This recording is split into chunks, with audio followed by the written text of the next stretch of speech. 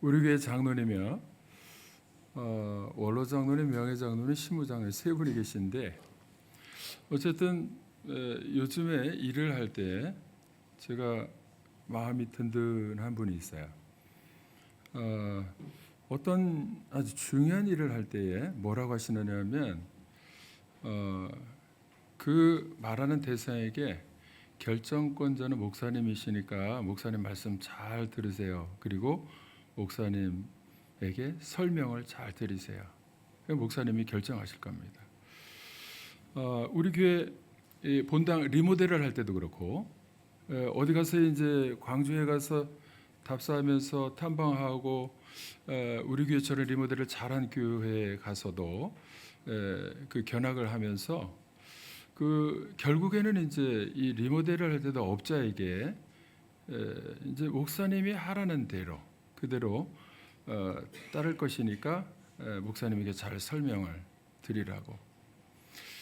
우리 교회 부목사님 집을 구할 때도 월세 방을 구할 때도 여기저기 가보면서 부동산 중개업자에게 목사님이 결정권자이니까 목사님에게 잘 설명을 드리세요. 목사님이 결정하는 대로 우리는 따를 겁니다. 그리고 새 차를 구입할 때도 새 차를 중개하는 딜러에게 목사님에게 잘 설명하시고 목사님이 결정하는 대로 이렇게 할 것이다. 작은 일이나 큰 일이나 결정을 하면 네 그렇게 하세요. 따르겠습니다. 그렇게 말씀하시는 거예요.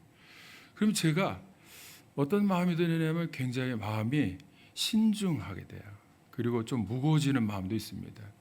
왜냐하면 모든 결정을 내가 했다고 할 때에 그 책임은 전부 나에게로 돌아오기 때문에 결정을 할 때는요 아무렇게나 쉽게 하는 게 아니고 심사숙고해가지고 그 결정을 하게 돼 있어요.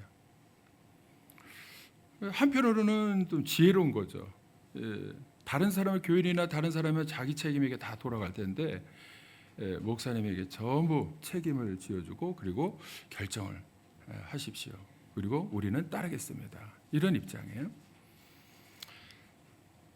저는 그래서 심사숙고할 때에 무엇을 생각하고 누구를 생각하느냐 하면 그 교인들을 생각합니다. 교인들이 좋아할까? 그리고 전체 교인들이 마음에 들어 할까?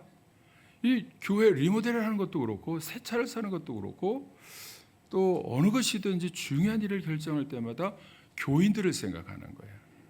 저는 제가 저를 위해서 하는 게 아니고 저에게 결정권을 맡기면 저는 누구를 생각하는? 교인들을 생각하는 거예요.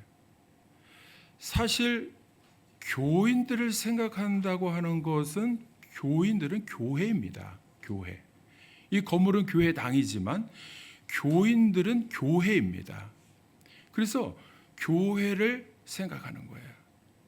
교회가 유익할까? 교회가 좋아할까? 근데 결론적으로는 이 교회를 위해서 한다는 것은 뭐를 말하냐면 교회는 주님의 몸이거든요. 그러니까 주님의 몸인 교회를 위한다는 것은 결국 주님을 위해서 하는 거예요. 그러면 주님께서 말씀하신 것하고 주님의 생각하고 주님이 무엇을 원하시는가를 생각하지 않을 수가 없습니다. 그러니까 저는 교인을 위하고 교회를 위한다는 것은 사실은 주님을 위해서 하는 거예요. 그래서 저는 항상 무엇이든지 결정할 때마다 생각할 때 최종 결정은 주님이 원하시는 것인가? 주님이 기뻐하실까? 주님이라면 이거를 좋아하실까? 이런 생각을 심사숙고하면서 기도하면서 결정하게 됩니다. 그래서 최종적으로 주님이 기뻐하실까 좋아하실까를 생각해서 결정할 때는 거의 대부분 교인들이 좋아하더라고요. 교인들이 싫어하는 일이 별로 없더라고요. 그래서 이런 생각을 가지고 앞으로도 그렇습니다. 지금도 그렇고 앞으로도 그렇고 주님이 원하신다면 이러한 생각을 가지고 기도하며 질문할 때 주님 이거 괜찮습니까? 그러면 주님이 괜찮다고 하면 다윗처럼 알겠습니다 하고 하는 거죠. 결정한 일에 있어서는 이제 뒤로 물러가지 않습니다. 결정한 일에 있어서는 주님이 원하신다면 그냥 앞으로 고 나가는 것이에요. 왜? 주님께 물었을 때에 주님이 결정을 그렇게 해주셨다고 믿으면 주님이 책임져 주실 것이라고 믿기 때문에 그렇습니다. 믿습니까?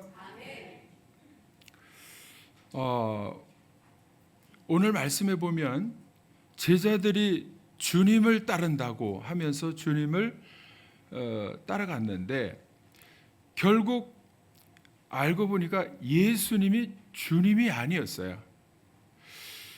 주님은 어떤 의미에는 주인이라는 의미예요. 주님, 주여 할 때 주는 주인 주자를 써서 주님, 나의 주인님 이런 의미거든요. 그러니까 내가 주님을 따른다고 할 때 주님 하면은 주님이 인도하시고 결정하는 그 방향대로 내가 따르겠다고 하는 것이거든요. 그래서 내 인생의 모든 결정권은 나의 안에 들어오셔서 삶의 주인이 되어주신 주님의 결정을 내가 따르겠습니다. 이렇게 하고 따라가는데 사실 알고 보니까요. 제자들이 주님하고 따라가는데 알고 보니까 속에 주님이 따로 있는 거예요. 여러분 유다는 있잖아요. 뭐가 주인이었느냐 하면 돈이 주인이었어요. 돈. 그래서 인생의 결정의 방향을 뭐에게 맡겼느냐? 주인인 돈에게 맡겼어요.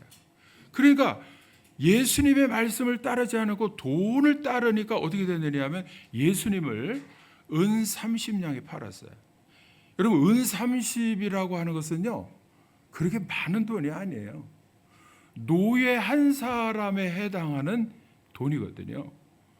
그런데 예수님을 노예와 같이 이 생각하고 한 사람 분량으로 생각해서 그 헐값에 예수님을 팔아넘겼어요. 그러니까 돈 때문에 결국 후회 속에 스스로 인생을 마감하고 말았습니다. 여러분 돈에게 인생의 결정권을 맡겨서 주인으로 모시고 사는 사람은 결국 나중에 최후에 어떻게 되느냐? 유다가 보여준 거예요. 유다가.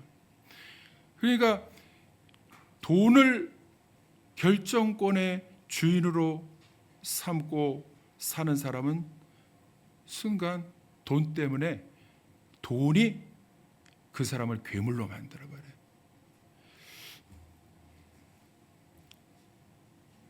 우리 인류 역사에 가장 비극적인 배신을 하게 되었어요. 돈 때문에 부모도 죽이기도 하고 돈 때문에 스승도 배신할 뿐만 아니라 십자가에 못 박혀 죽기도 하고 돈 때문에 왜? 돈을 자기의 삶의 생각의 결정권자로 주인으로 모셨기 때문에 그런 거죠. 성경에는요 그 물질 돈 때문에 망한 사람이 많이 있습니다. 아나니와 삽비라도 그렇고요. 많습니다. 많아요. 근데 오히려 돈을 잘 다스린 사람들이 있어요. 돈의 노예가 되지 않고 돈의 주인도 아니고 돈을 하나님 맡겨주신 청지기로서의 역할을 잘 감당해서 돈을 다스리는 사람들이 있어요. 바나바는요, 여러분, 바나바는 자기 집에 있는 재산의 그 밭을 다 팔아가지고서 사도들의 발 앞에 놓았습니다. 사도행전 4장 36절 37절에 이렇게 말씀합니다. 구브로에서 난 레위족 사람이 있으니 이름은 요셉이라 사도들이 일컬어 바나바라 번역하면 위로의 아들이라 하니 그가 밭이 있음에 팔아 그 값을 가지고 사도들의 발 앞에 두니라. 그래서 예루살렘 교회를 세우는데 자기의 재산을 다 바쳐서 교회를 세우고 사도들의 사역을 도왔습니다. 그러니까 하나님 나라를 확장하고 하나님 나라를 세우고 이루는데 자기의 돈을 들인 것이죠. 그러니까 바나바는 최후의 끝까지 사도들과 같이 동역자로서 쓰임 받으면서 하나님의 나라를 이루는데 쓰임 받는 귀한 일꾼이 되었습니다. 오늘 제자들 가운데에 베드로가 오늘 본문의 주인공인데, 베드로는 사실 주님을 제일 앞장서서 따라가긴 했지만 몸은 따라가는데 마음은 어디로 따라가고 있었느냐면 권력을 따라가고 있었어요. 그러니까 권세를 잡기 위해서 권력에게 내 결정권을 내어주니까 결국에는 예수님이 가시는 길을 따라가야 되는데 예수님의 가시는 길을 막아섰어요. 오늘 말씀이 그거예요. 권력을 위해서 예수님이 죽으시면 안 되거든요. 그러니까 권력이 자기를 지배하니까, 권력을 주인으로 보시니까 예수님이 가시는 십자가 길을 따라가지고 오히려 막아버렸어요. 오늘 말씀, 본문 말씀 다시 한번 마태복음 16장 21절부터 23절까지만 한번 같이 읽어보겠습니다. 시작. 이때로부터 예수 그리스도께서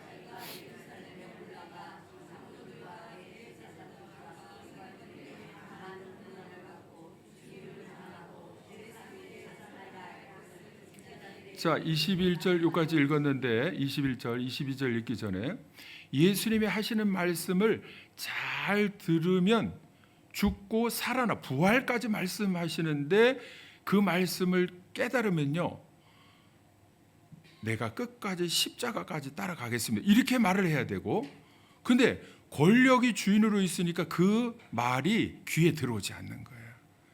여러분, 우리가 신앙생활할 때 예수님을 주인으로 따르면서 살아간다고 할 때 마음속에 내가 주인 삼은 다른 것이 있을 때는요, 예수님의 말씀이 확 와닿지가 않는 거예요. 그리고 은혜가 안 되는 거예요.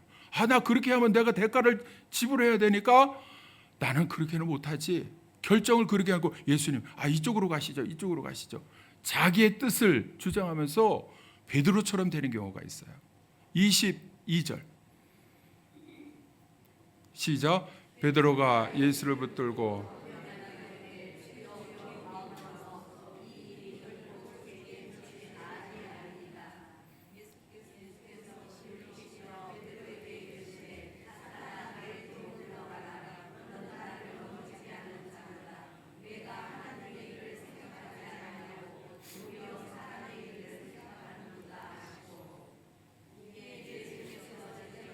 네, 23절까지 됐습니다. 베드로가요 제일 열심히 했는데 뭐가 됐느냐 하면 사단이 돼버렸어요. 사단아 물러가라. 왜? 예수님을 주님으로 부르면서 따라가는데 못 가게 막고 자기의 권력을 위해서요. 그렇게 되면 안 되니까 예수님은 그걸 보시고 사단아 물러가라. 여러분, 우리가 열심히 할 때 예수님의 뜻, 그리고 예수님의 가시는 길, 주여 하고 우리가 기도하면서 만약에 주님 가신 그 길을, 십자가 길을 따라가지 않는다면요, 우리는 내 육신의 욕망과 내 뜻과 내가 하고 싶은 거, 내가 원하는 거, 그걸 주인으로 삼고 할 때 예수님이 주인이 아니야. 예수님이 주님이 아니야. 권세가 주인이 될 수가 있어요. 그럴 때는 예수님이 우리에게 지금 당장이라도 사단아 물러가라, 이렇게 말씀하시는 거예요. 사울 왕도 처음에는 겸손했는데 나중에는 그 권력을 유지하기 위해서 가장 충직한 다윗을 죽이기 위해서 평생을 자기의 군사력과 왕권을 유지하기 위해서 왕권을 사용해가지고 그 왕권을 악용하고 말았어요. 제사 드리는 것도 그렇고 하나님이 눈과 귀에 들어오지 않았어요. 결국은 블레셋과의 전투에서 아들들, 이 요나단을 포함, 그 다윗이 사랑했던 요나단을 포함해서 다 죽었어요. 화살에 맞으니까 청년에게 나를 죽여달라. 불에서 할례 받지 아니한 사람들에게 죽기 싫다 그러니까 죽이질 않으니까 자기가 칼로 그냥 자살해서 죽었어요. 여러분, 권력을 주인으로 삼는 자의 그 모습이 결론적으로 이렇다는 것이죠.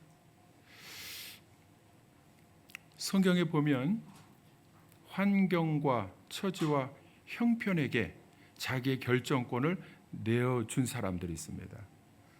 애굽에서 다 나와가지고 광야에서 이 사람들이 뭐라고 하느냐면 우리의 처지가 지금 죽게 되었다. 먹을 것이 없고 마실 물이 없고 고기도 먹지 못하고 애굽에서는 고기 국물이라도 고기 안첨이라도 먹었는데 이러면서 우리의 형편과 처지가 이렇게 되었으니 왜 우리를 여기 와서 죽게 만드느냐.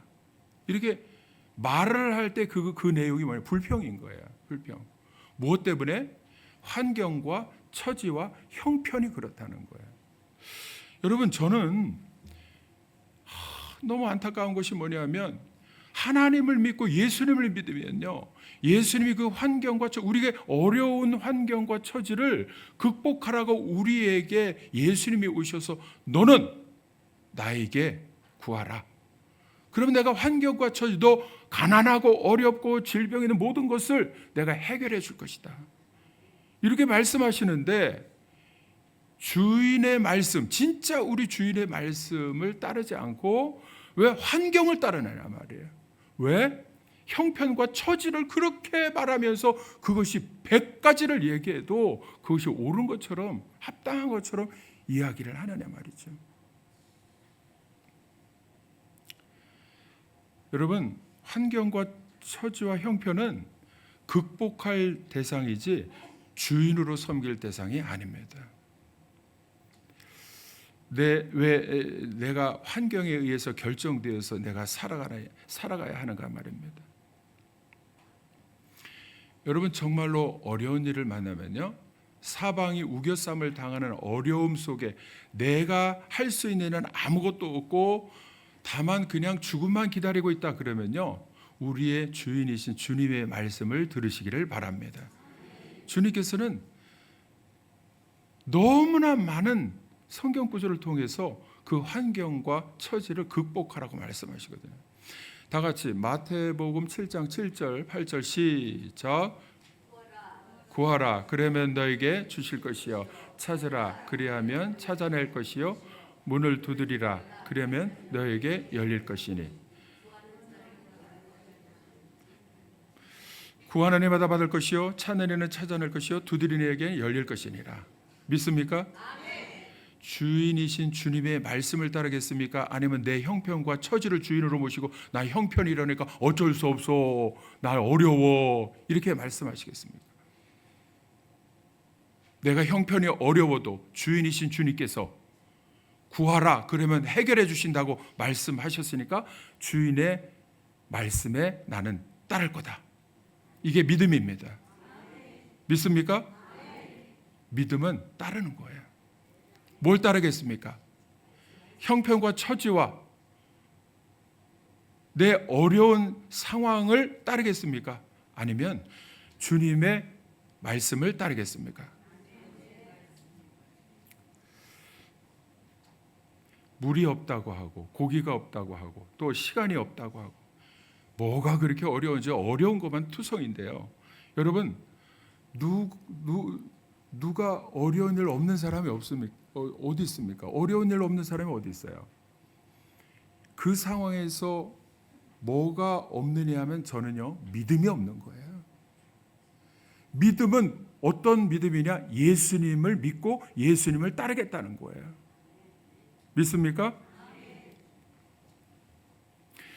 아무리 형편과 처지를 100가지를 이야기해도 결국은 어떻게 되었느냐 하면 가나안 땅에 못 들어갔어요. 가나안 땅에. 주님의 말씀에 순종한 여호수아와 갈렙만 들어갔습니다.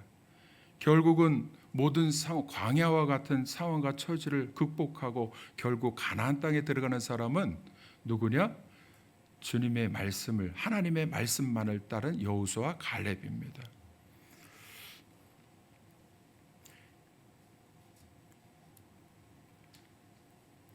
예수님께서 오늘 이러한 자기 안에 주의로 모시고 사는 베드로와 그 제자들에게 뭐라고 결론적으로 말씀하시느냐 하면 24절 말씀을 하신 거예요. 다 같이 24절 같이 읽어보도록 하겠습니다. 시작. 예.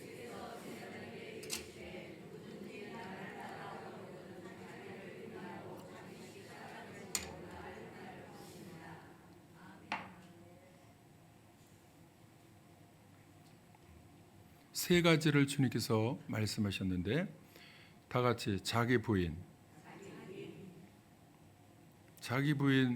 하시려는 분만 크게 따라하세요. 자기 부인, 자기 십자가, 나를 따르라. 이 세 가지입니다. 세 가지. 여러분, 자기를 부인한다는 것은 뭐냐? 자기, 너 아니야? 뭐 이렇게 해서 자기를 미워하라는 뜻이 아니고요. 내 인생의 삶의 주인의 자리에 내가 앉아 있지 말라는 거예요. 내가 모든 것을 내가 결정하게 되면 반드시 후회하는데요. 아무리 좋은 결정이라도 나중에 보면요, 아무리 성공한 것 같아도 그 성공은 성공이 제대로 된 성공이 아니라는 거예요. 그러니까 내 인생의 주인의 자리에 내가 있지 말고 누가 있어야 됩니까? 예수님이 있어야 되는 거예요. 예수님. 어떤 일을 하든지 예수님께 물어보고 주님께 물어보고 결정을 하면 아닌 것 같은데도 나중에 보면은 그 일을 통해서 우리 주님께서 성공시켜 주십니다. 믿습니까? 그러니까 내가 내 안에 뭐가 있느냐면 내 생각이 있어요. 때로는 내 자존심이 있어요. 내 경험과 이성이 있고요. 이전에 판단하던 모든 생각들이 있어요. 사고방식이 있고, 그리고 내 형편과 처지가 있고 환경이 있고, 그런데 이것들을 내려놓고 주님, 제 인생의 자리에 내 인생의 주인의 자리에 주님이 앉아 계셔 주시옵소서. 그리고 나에게 말씀하여 주옵소서. 내가 주님의 명령을 따르겠습니다. 주님의 결정을 내가 따르겠습니다. 그게 자기 부인입니다. 그러니까 주님이 말씀하신 그 길은 나의 결정권을, 내가 결정하는 그 결정을 내려놓지 않고는 따라갈 수가 없어요. 왜? 내가 결정하려면 베드로처럼 십자가가 나타나니까 못 가거든요. 막 도망가거든요. 어려워서 피하고 싶거든요. 그리고 하는 말이 뭐냐면 내 형편과 처지와 상황을 이야기해요. 내 가정 형편이 어렵고 돈이 없고 시간이 없고 이런 이야기를 하는 거예요. 그럴 때에 예수님께서 해주신 말씀이 있는데 마태복음 8장 22절에 뭐라고 하셨느냐면 같이 한번 읽어보겠습니다. 시작.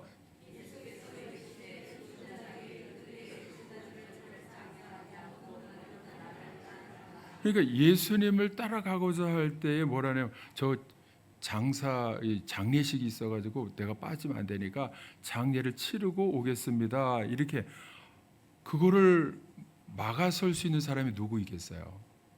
장례를 치러야 된다는데 가족이 죽어서. 그런데 예수님은 뭐라고 하셨느냐면 죽은 자들이 그들의 죽은 자들, 이게 죽은 자들은 뭐냐면 영혼이 죽어 있는 아직 믿지 않는 사람들이 그들의 죽은 자들을 장사하게 하고 그들의 세상 일을 하게 하고 너는 나를 따르려면 그거 상관하지 말고 나를 먼저 우선순위로 나를 따라야 된다. 이렇게 말씀하시는 거예요. 그렇지 않고는 이 말씀 가운데 포함되어 있는 것은 뭐냐면 그렇지 않으면 너는 나를 따를 수 없다. 여러분, 이 자리에 있는 것은 우리가 주님의 길을 따르기 위해서 모인 그리스도인들입니다. 크리스찬이라는 거예요. 크리스찬. 크리스찬은 뭐냐면 예수님의 길을 그대로 따라가겠다고 결단한 사람들이 모여서 감사함으로 하나님 앞에 예배를 드리는 거예요. 믿습니까? 여러분 지금 생각해 보니까 그러네. 내가 크리스찬인데 예수를 믿는 사람이에요. 예수를 믿는다고 해서 내가 그 길을 따라가겠습니다 하는데 십자가를 생각해 보지 않았네. 아유, 나도 생각해 보니까 내 안에 내가 원하는 것이 있어 예수님을 이용해 가지고 베드로처럼 나에게 돈을 주시옵소서, 유다처럼 권력을 주시옵소서 하고 기도할 뿐이지, 내 뜻을 주님께 구할 뿐이지 주님이 말씀하신 나를 따라라 하는 그거는 따르지 못하고 살아왔던 신앙생활이라면 한번 다시 한번 생각해보고 결단해야 될 줄로 믿습니다. 두 번째, 자기 십자가를 져야 된다. 십자가는 뭘 말하느냐 하면요, 수치와 고통 그리고 고난과 죽음을 상징하는 거예요. 예수님을 따라가려면 이런 일이 있을 것이라는 거죠. 근데 예수님을 믿으면서 예수님을 전하고 전도하고 신앙생활을 하면서 성화되어서 자꾸 믿음이 성장하고 자라나다 보면 어떻게 되느냐?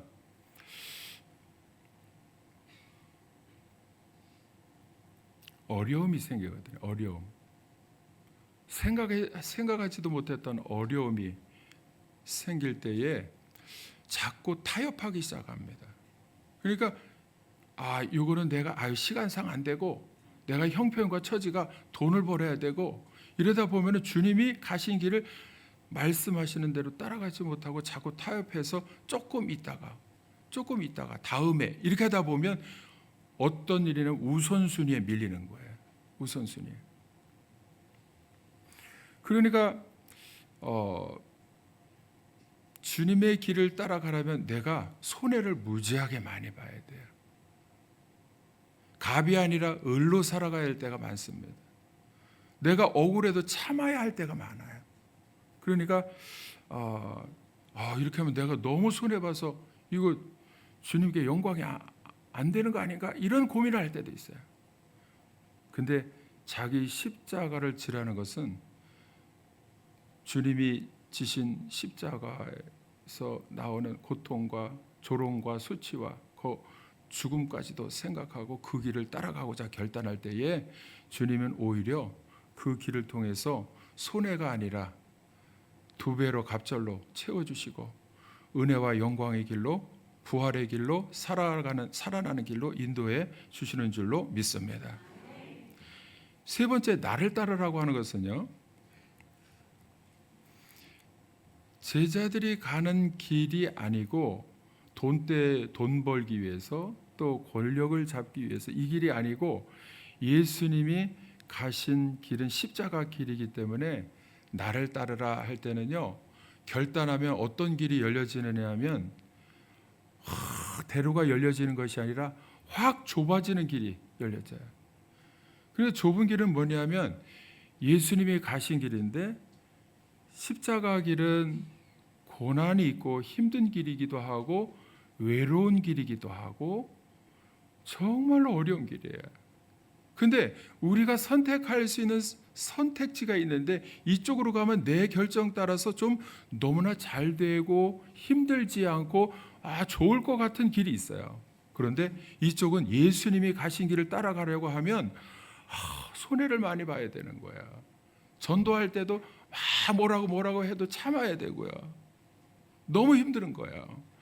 그래서 나도 그냥 전도도 안 하고 그냥 내 마음대로 살고 싶은 생각이 있어요. 저는요, 아이들에게 어릴 때부터 계속 이제 물어보고 훈련시키는 것이 뭐냐면, 네가 하나님의 영광을 공부할 때 너 혼자 남아도, 아이들 힘들어서 다 그냥 놀고 뭐 이렇게 해도 너 혼자라도 열심히 공부할 거야. 그리고 신앙훈련 받을 거야. 이러면 이렇게. 왜냐하면 주님이 가신 길을 교육하거든요. 주님이 가신 길은 사실은 신앙훈련할 때 최고 정점에 있는 것은 십자가 길인데 그 길은 혼자 가는 길이야. 신앙생활은 사실은 외로운 길이거든요. 남들은 다 나의 가는 길을 예수님 따라가면 알아주지 않거든요. 때로는 외롭거든요. 저도 외로울 때가 있거든요. 외로울 때가 많습니다.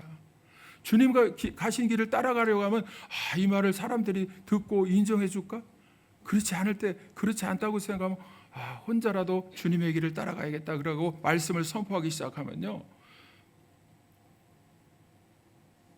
고민이 될 때에도 과감없이 주님의 말씀을 선포하면 놀랍고 신기하게 주님은 그 말씀을 영향을 끼치게 해서 사람들이 결단하고 나도 주님의 길을 따르겠습니다 하고 결단하는 길로 인도하여 주시는 것을 경험하게 됩니다. 그래서 예수님을 따라가려면 우리는 어떻게 해야 되느냐? 결국은 예수님은 어떻게 하셨나를 생각하는 거예요. 그리고 주님 앞에 엎드려서 주님 어떻게 하면 좋습니까? 하고 물어보면 주님께서 다 답해 주시는 거예요. 오늘도 베드로에게 제자들에게 나를 따라오려느냐?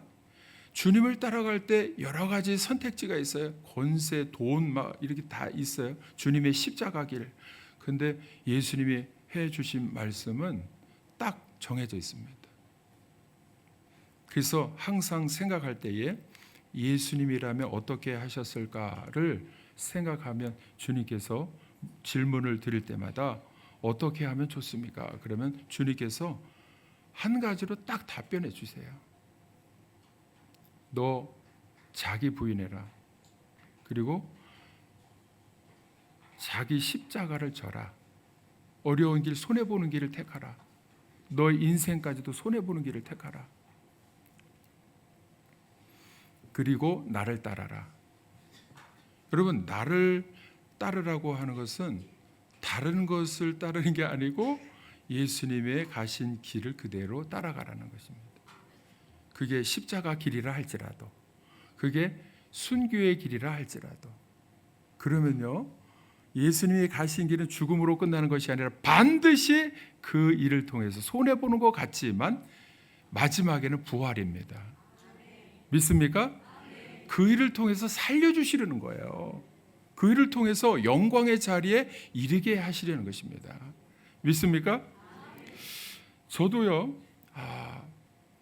주님이라면 어떻게 하셨을까를 생각할 때 때로는요, 이 나라와 민족이 너무나 혼란스럽고 힘들고 고민이 많을 때에 마음 같아서는요, 저 서울에 가서 피켓 들고 시위하고 싶고 막 사람들을 가지고 이렇게 하고 싶은 마음이 굴뚝 같아요. 막 불같은 마음이 올라올 때가 있어요. 어떻게 나라가 이렇게 될 수가 있는가 말이죠. 정치와 경제와 안보가 이제 거꾸로 돌아가는 그런 세상. 그래서 마음에 내 인간적인 마음으로는요, 일어나서 그냥 가서 그냥 조금 시위라도 피켓 들고 시위라도 하면서 뭐라도 하고 싶은 마음이 굴뚝 갈 때가 있어요. 근데 예수님이라면 어떻게 하셨을까 생각해 보면 예수님이요, 한마디 말씀 군대를 모아가지고 사람들 백성들을 다 모아서 이 뭐 왕이고 뭐 로마 총독이고 로마 정권이고 다 물리치고 하실 수 있는 분인데 그렇게 하지 않으셨단 말이에요. 십자가 길을 가셨단 말이에요. 그리고 말없이 그것도, 그리고 저들이 하는 짓을 모르니까 저들의 죄를 용서하여 주옵소서. 이 말을 하신 거는 인간적으로 보면 그게 무슨 그냥 힘없이 죽어가는 것이. 근데요, 예수님은 어떻게 하셨는가 생각해 보면 나도 그 길을 따라간다고 결단했으면 예수님처럼 시위로서는 하나님 나라가 이루어지지 않는 거예요. 서로가 원망하고 증오 가운데에 나라가 반목하면서 나라가 두 쪽이 나고 이렇게 되는 일은 주님이 원하시는 일이 아니거든요. 그렇기 때문에 주님이라면 어떻게 하셨을까를 생각하면 정답이 나옵니다. 우리가 할 일은요, 내가 주인 삼은 모든 것 내려놓고 내 주 대신 주 앞에 나가서 내가 사랑했던 모든 것 내려놓고 주님만 사랑하는 것인 줄로 믿습니다. 나도 모르는 가운데 내 속에 주인이 주님이 아니라 다른 것이 있어서 그것으로 말미암아 신앙생활하는데 늘 문제가 일어나요. 고민이 생겨요. 그러니까 결단하면, 믿음은 따라가는 것인데 주님의 말씀과 주님을 따라가기로, 십자가라도 따라가기로 결단하면요, 모든 문제는 주님이 다 해결해 주십니다. 내가 주님의 십자가를 지고 같이 따라가겠다고 결단하면 어떻게 되느냐? 주님은 내 십자가, 내 문제 모든 걸 해결해 주시고 할 수 있도록, 승리할 수 있도록 도와주시는 줄로 믿습니다. 베드로는 모든 것을 내려놓고 주님을 주인으로 모시고 사역을 하게 된 때가 있어요. 베드로는 사실 성공한 분이에요. 어떤 때 베드로가 아무리 주님을 따라가도 속에는 주인이 다른 것이 있어서 결국에는 실패한 유다도 있고 그렇지만은 베드로는요 결국 성공했어요. 신앙생활에 성공을 했는데, 베드로가 확 달라진 사건이 뭐냐면 초대교회에 모여서 기도했던 거예요. 기도하고 성령 받으니까 내 힘으로는 안 되었던 것, 모든 것들이 성령의 힘과 지혜와 능력으로 모든 것이 확 바뀌어 버렸어요. 사도행전 2장 14절에 보면 베드로가 담대하게 여종에게도 너 예수님과 같이 있었지 그러니까 나 아니라고 3번씩 부인하던 사람이 어떻게 됐냐면, 사람들이 나를 잡아 죽인다 하여도 나는 복음을 전하겠다고 담대하게 결단하니까 사도행전 2장 14절에 베드로가 11사도와 함께 서서 소리를 높여 이르되 유대인들과 예루살렘에 사는 모든 사람들이 이 일을 너희로 알게 할 것이니 내 말에 귀를 기울이라. 그러니까 모든 사람에게 막 선포를 하는데요. 저는 이 장면을 생각하면 서울역 앞에 있잖아요. 그리고 또 기차역에 이렇게 지하철 전철역에 가보면 이 피켓을 오직 예수 이렇게 써놓고 막 외치는 분들이 있어요. 사람들은 막 저 시끄럽게 한다고 막 패기치나고 막 조롱하기도 하지만, 저는 그분들을 볼 때 담대하게 외치는 세례요한과 같이, 또 결단하고 성령 받고 복음을 전하는 베드로와 같이 복음을 전하는 것이 이렇게 이게 그려집니다. 그러니까 모든 사람들아 내 말을 한번 귀를 기울여서 들어보라고 복음을 막 전하기 시작했습니다.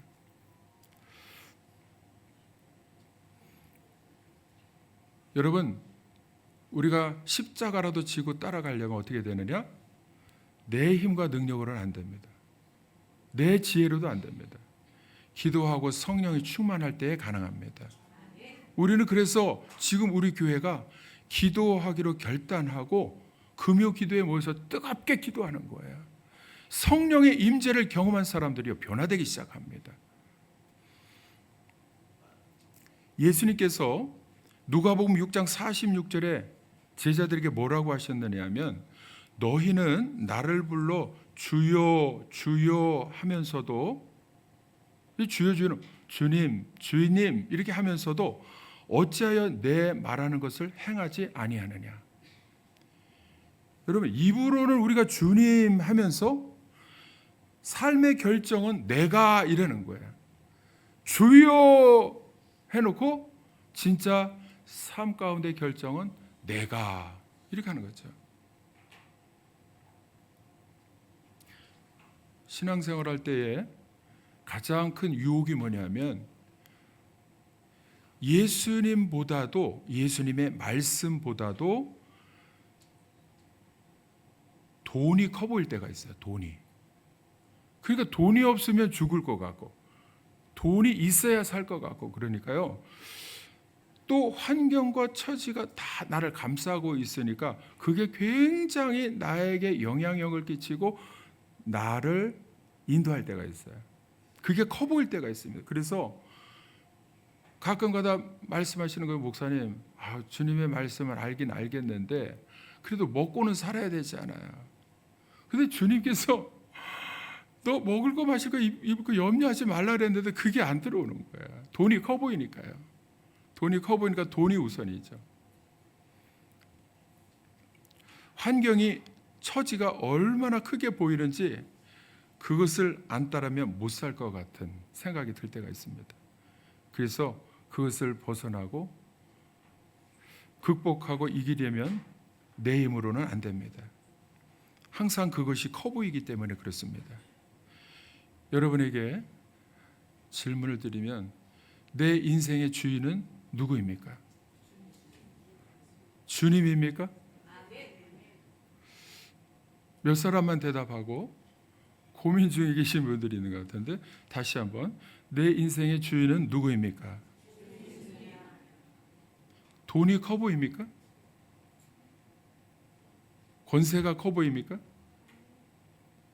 주님이시라면 주님이 가신 십자가 길이라도 믿음으로 따르겠다고 결단하고 끝까지 따라가다가 내 모든 옛사람이 죽을 때에 새롭게 새로운 피조물로 거듭나게 해주시는 주님을 만나시기를 주님의 이름으로 축원합니다. 다 같이 따라서 하시기 바랍니다. 내 인생의 주인은 예수님입니다. 믿습니까?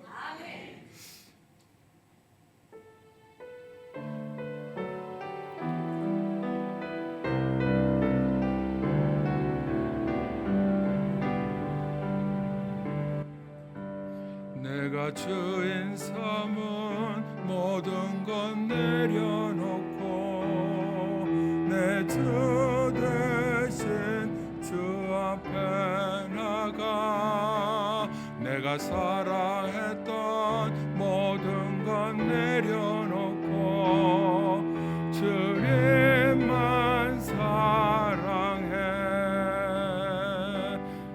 내가 주인 삼은 모든 것 내려놓고 내 주 대신 주 앞에 나가 내가 사랑했던 모든 것 내려놓고 주님만 사랑해 주 사랑 거친 풍랑에도 깊은 바다처럼 나를 잠잠케 해 주 사랑 내 영혼의 반석 그 사랑 위에 서리 이 시간 같이 한번 기도하겠습니다.